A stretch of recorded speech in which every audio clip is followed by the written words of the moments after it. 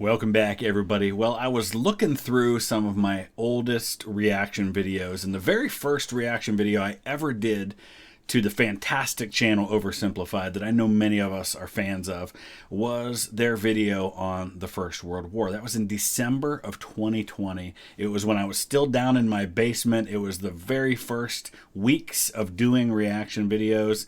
And to be honest with you, as I watched it, a little bit of cringe.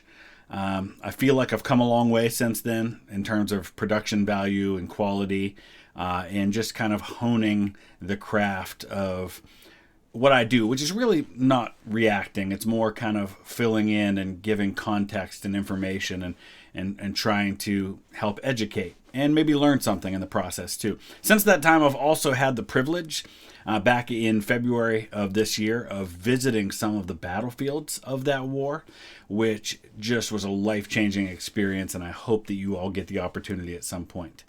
So I thought I would revisit that video. So that's what we're going to do today. We're going to take a new look at World War I by Oversimplified. This is not really so much a reaction since I have seen it before and reacted to it before, but a second attempt at just providing context, filling in information, and maybe we can all learn something we didn't know before. So I'll invite you to join me on that journey. Let's dive in.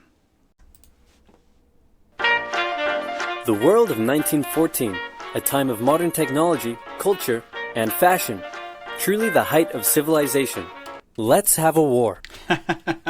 So true. Think about the technological advances that have happened in the few decades leading up to this war. So first of all, we have a world in which there was the American Civil War, 1861 to 65. That saw a lot of technological advances. You have the Franco-Prussian War in 1870-71 that really reshapes the western part of Europe, the central and western part of Europe, and sets the groundwork for what's going to happen here in World War I. But think about this. We've had the telephone invented. We've had the telegraph invented. Cable lines have been stretched across the Atlantic Ocean, and so now there's nearly instant communication between Europe and North America. It takes a few hours, but it's not the weeks that it once was. We've had the automobile invented in the late 19th century. Just a decade or so earlier than this, we've had the airplane invented. So the world is a totally different place than it was a few decades earlier. Everyone knew a big war was coming. France wanted some stuff back that Germany had taken from it. Germany wanted to take more of everyone's stuff. And they were building a big sexy navy that was making the British uncomfortable. These two... Back up a little bit here. Alsace and Lorraine is this area that had kind of changed hands over and over again. Today it's part of France, but it had been ceded to what became Germany in the aftermath of the Franco-Prussian War. Germany is a fairly new country at this point. It has only really existed as a nation for about 40 years. These were a collection of states dominated by Prussia, but a collection of states that have been formed in the aftermath of the Franco-Prussian War. You have Austria-Hungary, which is also a Germanic empire, but is made up of a bunch of client states. It includes Hungary, includes what will later become Yugoslavia. You've got parts of Ukraine and Poland and Czechoslovakia. Well, I guess it's Czechia and the Slovakian nation today, but all of these various groups of people. And you've got, of course, the British and the French have their empires that are going to come to play in all of this stuff. And they were building a big sexy navy that was making the British uncomfortable. These two empires thought they were really cool, but lots of different people who lived there didn't think it was so cool. And some of them had even been declaring independence with help from Russia. So let's go back to that for a second. Cool. And some of them had even... Because the Ottoman Empire, by this point, empire makes them sound stronger than they were. This was a once great empire that by the 20th century has declined rapidly. A series of worse leaders has just led them down this path. And so they get into these Balkan wars and they lose a lot of territory. So that's why you see all of these new countries that are growing out of what was once the Ottoman Empire. Remember, for centuries, you've got Muslim Ottomans and European Christians fighting over this kind of frontier area here. But by this point, the Ottomans are weak. You've got Serbia, Albania, Greece, Bulgaria, Romania, all kind of growing out of this. And this is the area that's going to become the powder keg of Europe. It was very famously said by Otto von Bismarck, who was the Chancellor of Germany, who had helped create Germany in the first place, when he died a couple decades before this, that he felt like there was going to be some great war, and it was going to probably be started by some damn fool in the Balkans. And that's exactly what ends up happening. Everybody knew that this was a powder keg and that something was going to set it off. And, as much as we point to the assassination that starts all of this, it could have just as easily been a half a dozen other things. Been declaring independence with help from Russia. Everyone was talking about each other behind each other's backs. Throw in the fact that military technology had come a long way since the last major war, and suddenly everyone was pretty eager to beat each other up. In this area of Austria-Hungary live some Serbs and Bosnians who hated living in Austria-Hungary. So the Austro-Hungarian Archduke Franz Ferdinand goes there for a nice drive in an open-top car with his car's route published in advance.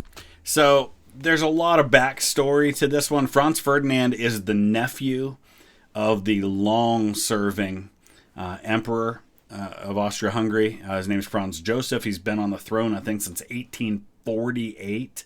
Think about that. Right in the aftermath of the Mexican-American War, this guy comes to the throne. And he's still on the throne later on at this point. He's been through a lot of tragedy in his life. His brother, Maximilian, is executed trying to become Emperor of Mexico. His son and heir takes his own life. And so now it's his nephew, Franz Ferdinand. Well, Franz Ferdinand falls in love with this woman, Sophie, who is far beneath him in social status, to the point where in marrying her, he basically has to sign away all rights to their children coming to the throne later on. And so his children are barred from the succession because of this marriage. And she's not even allowed to kind of have equal status with him within the empire. And so going on this trip to Sarajevo, they were looking forward to it because he could be beside her. She could be seen as his equal here. And so this was something they were looking forward to. And he actually had a lot of sympathy. I wouldn't say that he was pro-Serbian, but he was a lot more pro-Serbian than a lot of the people in the government were. And that's one of the tragedies of all this, is that in 1916, Franz Joseph will die. And so Franz Ferdinand would have come to the throne of Austria-Hungary and probably would have given them a lot of what they wanted there in Serbia, had they not resorted to this act of violence. And that went just about as well as you'd expect. Some assassins were waiting for him along the way and threw bombs at his car, but they missed and blew up some officers behind him instead. So the Archduke goes into hiding, leaves Sarajevo, and the whole war never happens.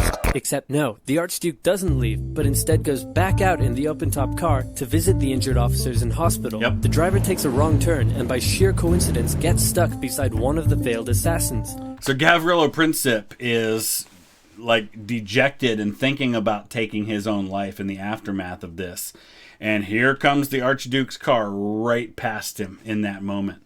And he sees his opportunity, he pulls out his gun, he fires 2 shots, kills Sophie, the Archduke's wife, and mortally wounds Franz Ferdinand, who will die very soon after. And his last words were to his wife saying, no, Sophie, you have to live for our children. And then he kind of fades away in the aftermath of that. And it's just very tragic because they seem like decent people, Franz Ferdinand and Sophie. And of course, this leads to the build-up to war. Who shoots him?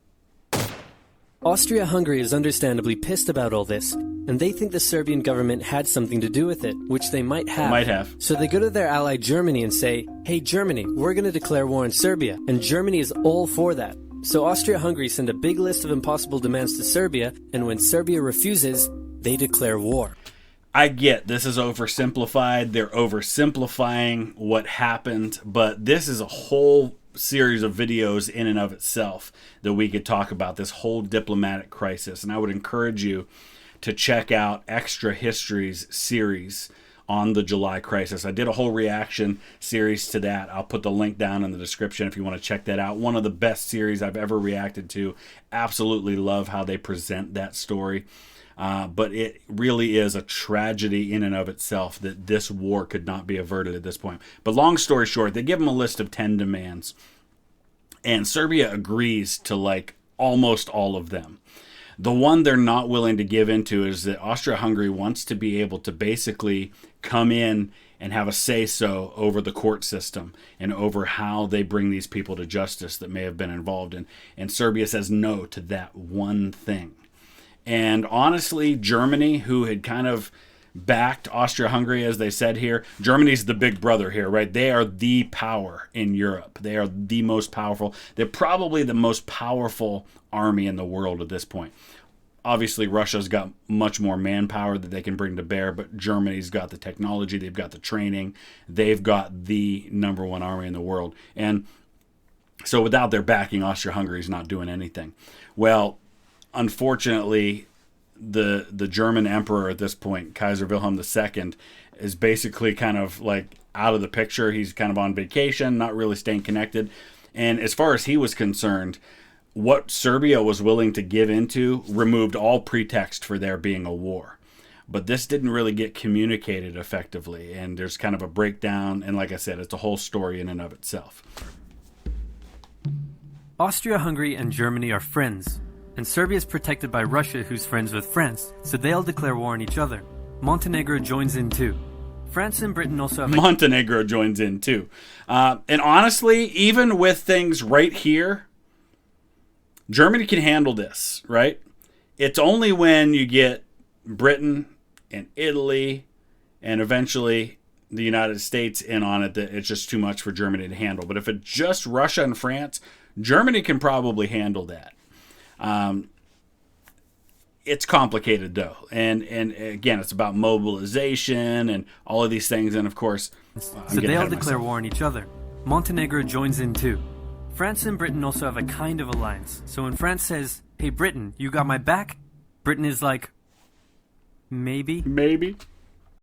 Yeah, so it is complicated as far as Britain goes, because Britain is not quite treaty bound the same way that France and Russia are to each other. Britain really has no obligation to come into the war to defend France. They do feel differently when it comes to Belgium, however, and that's going to become the issue here. Maybe. And then they decide to stay out of it, which is great for Germany because Germany has a plan. They know that Russia is so big and clumsy that it will take them a while to get ready for war. So with this guy in charge, Germany will send all its troops into France at lightning speed while Russia's getting ready, defeat France, then move all the troops to Russia and defeat Russia, and then we all speak German and eat Pfeffer Podcast every day. Just one problem. France has loads of forts and defenses along its German border, and Germany can't waste any time fighting them, so Germany decides to go around them, through Belgium. So yeah, the Schlieffen Plan was developed like 10 years or so earlier than this. And so this gives you a sense of how the thought process has been with all of this.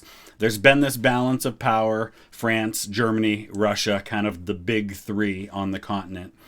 And Germany always knew that they were sandwiched in between these two great powers. And that at some point, if and when war did come, they were probably going to have to fight them both. And they couldn't fight the two-front war. So the idea is knock France out quick, because there was a history here, right? Germany had done this before. Back in 1870, in the Franco-Prussian War, Germany, who wasn't even a united world power at this point, was a bunch of collections of states, had very quickly knocked France out of the war. This big, decisive battle of Sedan. And they win the war, and that's it. And so they're kind of thinking that can happen again. Well, in the meantime, France has been preparing for this. They build this line of forts, and if you ever go there, I mean, you go to places like Verdun and these huge forts like Fort Douaumont, Fort Vaux, and it's just this massive fortifications with these huge guns. They're prepared. And so Germany's thinking, we're not going through all that. It'll be a bloodbath. We'll go through Belgium. And they actually go to the king of Belgium and say, hey, we've got no quarrel with you. We don't want to fight you. Just let our troops pass peacefully through your country. And will go through into France. You can stay out of it. All will be well. Well, the King of the Belgians doesn't go along with that. And they slow Germany down just long enough to throw the whole plan off. That and Russia mobilizes much faster than they expect. And, of course, this brings the British into the war. Belgium is neutral, but Germany wants to march 750,000 troops through it to get around France's defenses. They're hoping Belgium will just kind of sit down and shut up, but they don't. They fight back, and they're pretty good too, so they slow the Germans down. Liège is huge, and I'm going to be going to Liège here in November. Excited about that. Liège is huge because it not only slows them down, they had a timetable for how quickly they were supposed to get through all of this, but it also bottles up. Creates a bottleneck for the rail cars, which are, if you've got a massive army like this, it takes a lot of supplies, a lot of ammunition, a lot of food, a lot of gasoline to be able to move these troops, and it creates a bottleneck for the trains. And so even the places where they're moving faster, until they can take Liège, they can't supply these troops. What's worse is that Britain shows up, and they're pretty pissed that Germany's invading neutral countries. So now Britain declares war on Germany. So Germany push on through Belgium and commit some atrocities along the way. They also wear spikes and sometimes skulls on their uniform. So if you're trying to not look like the bad guys, good job. And he makes a good point here in that these early months of the war, especially in Belgium, this is where the propaganda war begins. This is where Germany starts to be painted as the bad guy. It wasn't quite that simple. There were good and bad on both sides. This isn't like World War II where there's a clear-cut bad guy in Germany. But some incidents that happen in Belgium, and some of this just kind of happens organically. It's not like they were planning to go in and commit atrocities, but they get slowed down in Belgium. They're getting frustrated. There are some snipers that are in the works here, and the German troops start thinking civilians are fighting, and so they start cracking down on civilians, and there's these atrocities that happen. It gets painted in the press and overblown as this terrible thing. But the main problem here is that in bringing the British into the war, you're bringing a very small army, but a huge, most powerful navy in the world. And this navy is going to create this blockade, and that is going to probably become the deciding factor in the war. The Allies have a propaganda extravaganza, and this starts having an influence around the world, notably in America. The US President Woodrow Wilson sees himself as a bit of a Jesus figure, and spends most of the war trying to get everyone to just hug it out. Yep. But there's also a large population of ethnic Germans living in the United States. In fact, at this time in the United States, in terms of how people self-report their background, more people identify as German Americans than any other group of immigrations. And when the war first broke out, they were like, yay, Germany. But now that they're committing atrocities in Belgium, they're less enthusiastic. Yeah, I'll give you a perfect example of that. Right here in the town that I grew up in, there was a Dutch lane. And you think, Dutch, well, what's that got to do with Germany? Well, this part of the world, or this part of America, is heavily populated by people who claim Pennsylvania Dutch descent. Pennsylvania Dutch are actually German, not Dutch. It's a play on the word Deutsch for Deutschland. Pennsylvania Deutsch became Pennsylvania Dutch. So they're actually Germans. And so Dutch Lane was actually named for German immigrants. And so they changed it to Liberty Street. Let's play Spot the French Soldier. Did you see him? Easy, right? He's wearing a bright blue uniform with red trousers. And do you know who else spotted him easily too? The Germans. So when the French were slowly marching in columns through the countryside, the Germans easily tore them to shreds with their giant guns. All the nations involved in this war went in with an old school war mentality. Yeah, so there's something called the cult of the offensive, which was the prevalent military strategy of the day, and that basically was attacking is always better. And if you are defending, counterattack as soon as possible. It's always better to attack. They felt that attackers had all the advantages. But this was based on a time when there weren't machine guns, and there weren't huge artillery pieces, and there weren't planes. and all of this stuff that made attacking a disaster. Because now when you attack, you got a couple of machine guns on the defensive side in some trenches, and you just mow down massive amounts of men. And so you have these huge human wave attacks because attacking is always better. Well, it's not anymore. And it took them probably half the war to figure that out. And all of them had to update their uniforms and tactics a lot during the Great War. Because this war was going to be like nothing anyone had ever seen before. Russia's ready for war, and way earlier than expected. Hey, Austria-Hungary, can you get on top of that? Oh yeah, sure, we've got this. Nope. So Germany has to send some troops back to the east to defend against the Russians. The chief of staff of the Austro-Hungarian army is this guy, and although he is handsome, he turns out not to be the best military strategist. Yeah, like I said, Germany has to keep bailing Huttendorf and the Austro-Hungarians out. Austro-Hungary just kind of throws manpower at problems, but they really don't have a lot of skill or good leadership. And so while Germany's doing really, really well on the Western Front, and it seems as though they're going to break through and they're going to get to Paris, and maybe even though it's slowed down a little bit, the Schlieffen Plan's going to work after all. Right when they are about, it seems, to break through in the Battle of the Marne, they do a couple of things. They make a change in strategy. They move and shift some things around, and that fails. But they also have to ship some troops to the east to help bail out the Austro-Hungarians. And they get stopped short of their goal of reaching Paris. And until 1918, it's about as close as they're ever going to get to getting to Paris. Austria-Hungary constantly ignores Germany's advice and then comes running back to Germany whenever they get in trouble. Austria-Hungary even gets its ass kicked by tiny Serbia, who repels all their invasion attempts at the start of the war. The Serbians are going to end up suffering as a percentage of population probably about as bad as anybody during the war.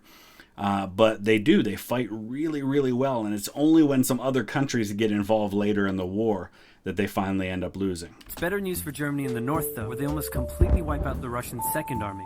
Back on the Western Front, the Germans continue advancing and are in sight of Paris. At this point, anyone would be forgiven for thinking the Germans were going to get that quick victory after all. But then things start to go wrong.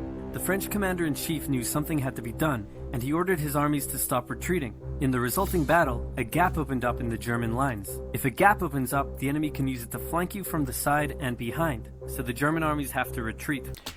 Battle of the Marne, probably one of the most important battles in world history. And there'll be future battles of the Marne as well. And once again, in 1918, when the Germans are on the offensive, there's going to be another big stand at the Marne. But this is the turning point of the war, really, if you think about it. This is the moment Germany was closest to maybe getting a quick victory. And this is now when they're going to all start to settle in for trench warfare. Up until this point, it's been kind of a mobile war. It's not the World War I that we think of in our minds. That hasn't started to evolve yet. The Allies launch a counterattack, so the Germans dig into defensive positions. The Allies do the same. Then both sides move north, trying to outflank each other along the way. When they reach the sea, they're in a stalemate with trench systems running the whole way from the coast to Switzerland, the beginning of trench warfare on the Western Front. Here's how trench warfare works. Two opposing lines of trenches with no man's land in between.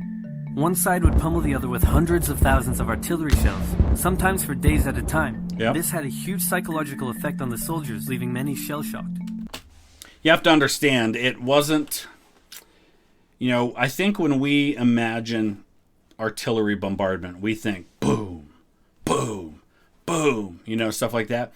It was described as drum roll artillery. The artillery was more like boom, boom, boom, boom, boom, boom, boom, boom, boom, boom, boom, boom, boom, for hours like that. Set aside the physical issues with this. The explosions and what it does to the landscape, what it does to the body, even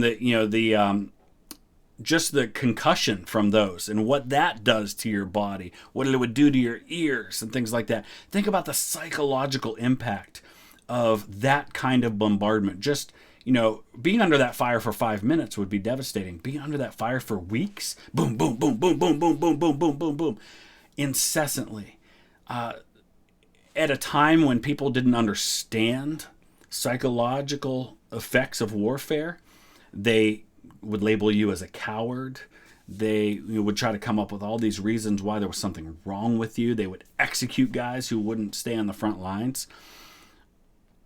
Unreal devastation. And then on top of that, you're burying your fellow soldiers in the trenches because you can't get out of the trenches to go bury guys in a cemetery. So you're burying them under your feet. You've got maggots and flies, the smell, the sanitary conditions. People are going to the bathroom in their helmets and dumping it over the side. It's pretty much your worst nightmare times 100. Then, the attacking troops would leave their trenches and rush across no man's land. A muddy, wet mass of shell craters and barbed wire. And take a look. You see, there are holes in the barbed wire, right? There's places you have to go through. And so everybody's got to funnel through those spots. And that's where the machine guns are. And so you can just mow them down. Now, they would try to use artillery to break holes in the barbed wire. But then what would happen is they would sneak out at night on the ground and repair everything. Or it just didn't get blown out in the first place. The defending trench would unleash machine gun fire on the attackers, inflicting thousands of casualties. The attackers would send wave after wave until either they gave up or the opposing trench was finally overrun. There would be months of fighting and the deaths of thousands in order to gain a few meters or kilometers of land. Living in the trenches was hard work too. Corpses, mud that could swallow you whole, pools of poisonous water, rats, disease, the smell. It's insane that millions of soldiers put up with these conditions and commanders ordered them to do so for years. Absolutely just awful stuff. That's part one. We're just getting into this. I know I talked a lot, guys, but I have a lot to say about this stuff. Well, thank you guys so much for joining me for that Oversimplified video. If you'd like to see more about the Great War, I'm going to throw up some links to some other videos that I've done, including some original content where you can see firsthand the battlefields of the Western Front. Thanks for watching.